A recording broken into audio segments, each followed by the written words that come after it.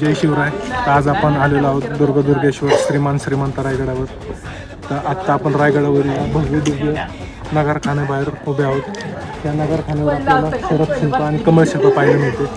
शरपशिल्प म्हणजे ताकदीचं प्रतीक मानलं जातं आणि कमळशिल्प म्हणजे संपन्नतेचं प्रतीक मानलं जातं.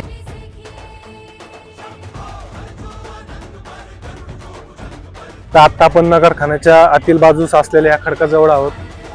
या खडकाबद्दल विविध मतं मांडली जातात. छत्रपती संभाजी महाराजांना पकडल्यानंतर या रायगडावर मुघल, जंजिरेकर सिद्धी, पेशवे, इंग्रज अशा विविध राजवटींच्या खाली हा रायगड होता.